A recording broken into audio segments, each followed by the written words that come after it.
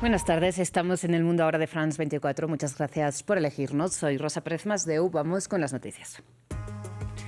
Israel mata a 8 personas en un nuevo ataque contra Líbano, mientras Donald Trump asegura que están cerca de un acuerdo con Irán, a pesar de que Teherán condiciona el diálogo con Washington al cese el fuego en todos los frentes, incluido el libanés. Decenas de personas protestan en Kenia contra el plan de abrir un centro de cuarentena en el país para ciudadanos estadounidenses expuestos al ébola en República Democrática del Congo y en Uganda. Y al menos un manifestante murió de un disparo en la cabeza en los enfrentamientos con la policía. El Papa lidera una oración en el Estadio Olímpico de Barcelona en la víspera de su ceremonia en la Sagrada Familia. Durante su gira por España, León XIV se convirtió ya en el primer líder de la Iglesia Católica en dirigirse al Congreso de los Diputados. Tenemos reporte.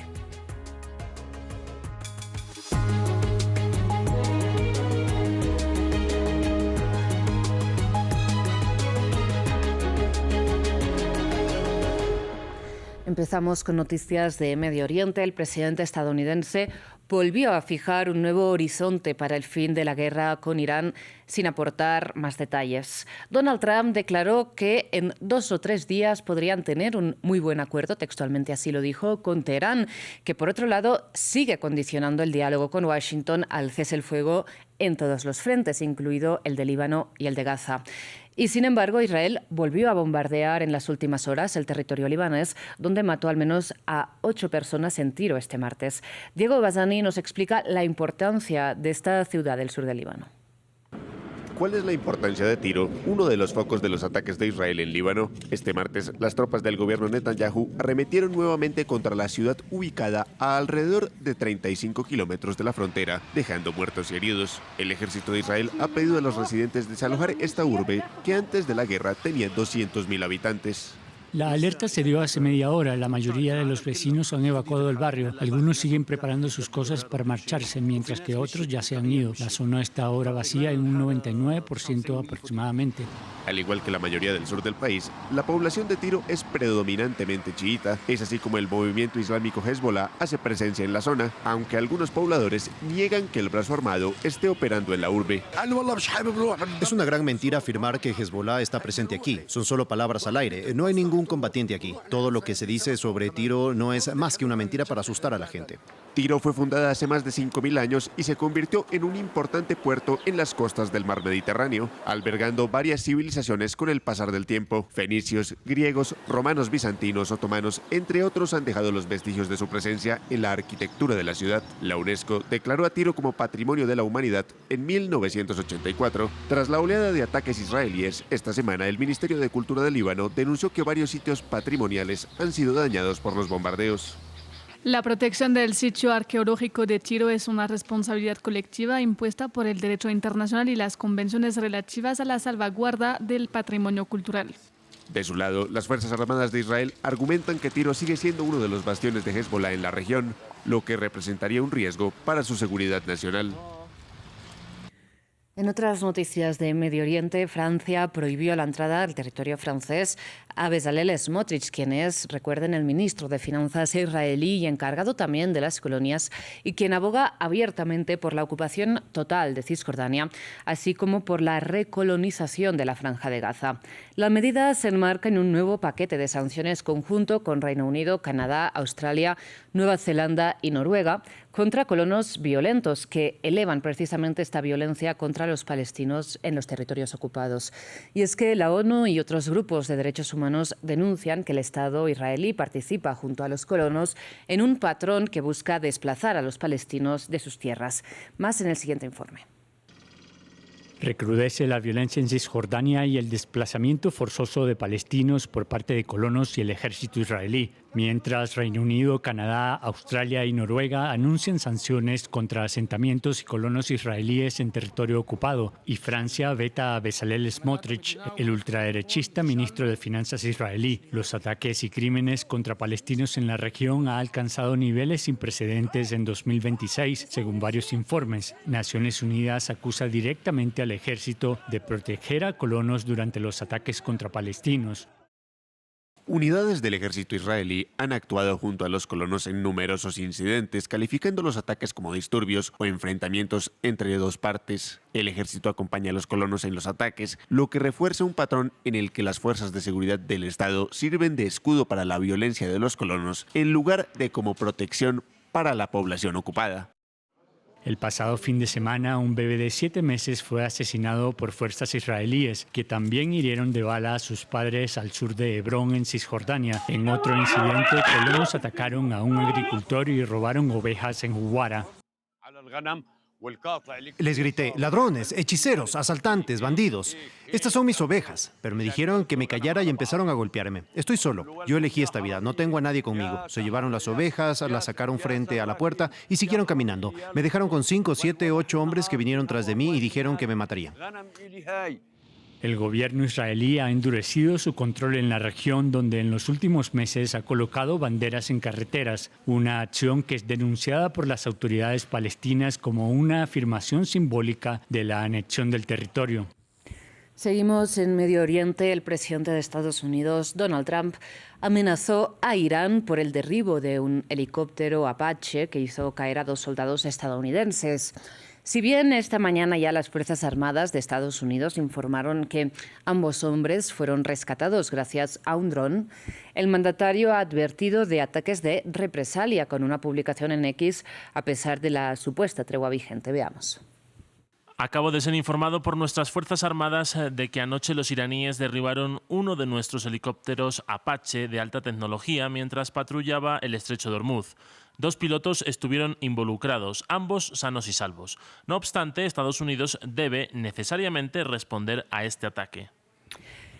Y en Kenia, un manifestante ha muerto de un disparo en la cabeza en enfrentamientos con la policía. El incidente ocurre en el contexto de una nueva protesta contra el levantamiento de un centro de aislamiento para ciudadanos estadounidenses expuestos al virus del ébola y evacuados desde Uganda y desde la República Democrática del Congo, donde la OMS ya ha confirmado más de 500 casos y 100 muertes por el virus. El informe es de Jesús Yajure.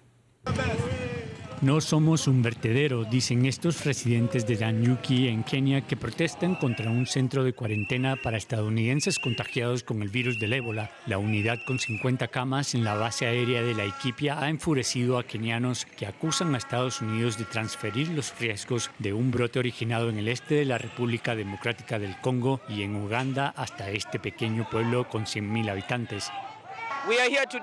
Hoy estamos aquí para rechazar la creación del centro de cuarentena en la base aérea de Laikipia, ya que a nosotros como comunidad y sociedad en general no se nos consultó antes de su creación, antes de que se tomara la decisión de establecer las instalaciones de cuarentena.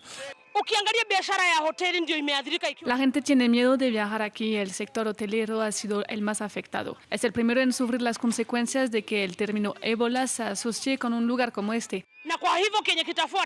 La gente está muy enfadada. Muchos kenianos perderán sus empleos. Laikipia no es un vertedero y nuestras voces deben ser escuchadas. La policía intenta dispersar las protestas con equipos antidisturbios. Líderes del movimiento denuncian la muerte de un manifestante por disparos de las fuerzas de seguridad. El ébola ha causado 101 decesos según la Organización Mundial de la Salud, que confirmó 550 casos y otros 94 pacientes con sospecha. Al menos 6 estadounidenses han sido expuestos al virus y Washington quiere impedir la entrada del virus a su territorio. En la mayoría de los brotes del ébola, el número de casos ha sido menor a 500. Expertos afirman que las decisiones durante los primeros meses son cruciales para frenar los contagios y aseguran que la presencia del virus en centros urbanos, zonas en conflicto armado como en la República Democrática del Congo, sumado a la inseguridad y desinformación, suponen mayores obstáculos a brotes previos de la enfermedad.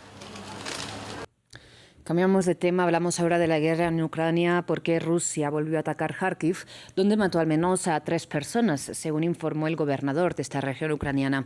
Moscú lanzó estos nuevos bombardeos mientras el presidente ucraniano, Volodymyr Zelensky, participa hoy en una cumbre en Estonia que reúne a los países nórdicos y a los bálticos.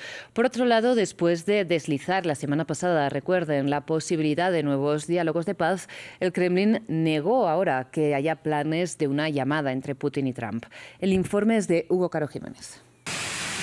Otra jornada de fuego ruso sobre Ucrania. Este martes, las autoridades ucranianas reportaron nuevos ataques de Moscú contra la región de Kharkiv en el noreste del país. Las hostilidades dejaron territorios como la ciudad de Chuguyiv con edificios destruidos, vidrios rotos e infraestructura gravemente afectada. Esto mientras que el mandatario ucraniano Volodymyr Zelensky se reunió en Estonia con los principales líderes de los países nórdicos y bálticos. Con Letonia, por ejemplo, Zelensky firmó un acuerdo de cooperación en defensa. A cambio, los países bálticos y nórdicos expresaron su apoyo a la adhesión de Ucrania a la Unión Europea y a la OTAN. El presidente ucraniano instó una vez más a Europa a hacer más para la paz de su país. Europa necesita una voz fuerte y real en las conversaciones de paz y estar entre quienes toman las decisiones. Estados Unidos está dispuesto a participar activamente en el proceso diplomático. Ayer lo comenté con representantes del presidente estadounidense.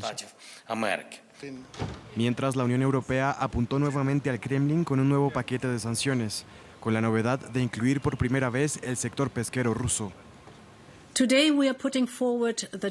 Hoy presentamos el paquete de sanciones número 21. Nos centramos en los sectores de mayor impacto: energía, servicios financieros y criptomonedas, comercio, y esta vez incluye por primera vez la pesca.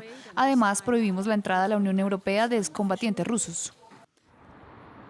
A pesar de que los negociadores estadounidenses Jared Kushner y Steve Witkoff siguen en contacto con Rusia y Ucrania, las negociaciones no han presentado avances relevantes. Mientras, en contraste con la versión de Zelensky, Moscú sostiene que los líderes europeos están, en sus palabras, lejos de estar preparados para mediar un acuerdo. Hablamos ahora de la visita del Papa León XIV a España. El Papa León XIV ya ha llegado a Barcelona tras su paso por Madrid, donde se dirigió al Congreso de los Diputados. En la capital catalana, el pontífice ofrecerá mañana una misa en la Basílica de la Sagrada Familia, pero este martes lidera una ceremonia en el Estadio Olímpico de Montjuïc. Nos amplía nuestra corresponsal, Elis Gazangel.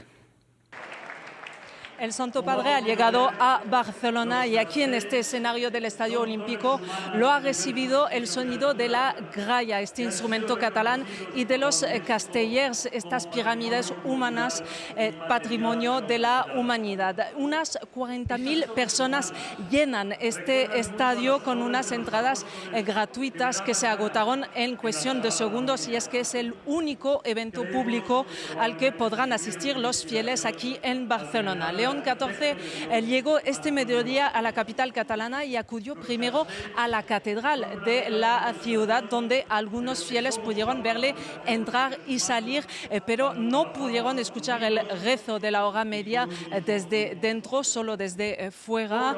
Hemos podido hablar con algunos miembros de este público aquí o frente a la catedral, y hay que decir que hay muchísima población de origen latinoamericana. Es muy importante, gente de Venezuela, de Colombia o también de Ecuador, y justo antes de empezar este acto hemos podido hablar con una joven de Honduras que vive aquí, que nos explicaba que pues viene para rezar por su país, pero también para agradecer el recibimiento que tuvo al instalarse aquí en Barcelona. Su vecino, en cambio, catalán, él nos confesó que tiene la esperanza por su parte de que el Papa vuelva a inyectar la fe a la población catalana en esta época en declive, porque según las encuestas el 55% de la población se declara de confesión católica frente al 90% en los años 70. Bien, y cerramos en Perú, donde sigue a esta hora y en cuentagotas el recuento de votos de la segunda vuelta electoral del domingo. Actualizamos en directo los resultados ofrecidos por el Organismo Nacional de Procesos Electorales de Perú, y tras el cambio de tendencia de este lunes, el izquierdista Roberto Sánchez sigue liderando el conteo frente a la derechista Keiko Fujimori, con poco más del 50% de los votos a su favor, como ven en este gráfico en sus pantallas. Sin embargo, la hija del expresidente Fujimori ha ido recortando la distancia mientras han ido ingresando en el cómputo los votos del extranjero. La elección sigue en estos momentos abierta, con casi el 96% de las actas escrutadas. Muchísimas gracias por su atención. Enseguida regresamos.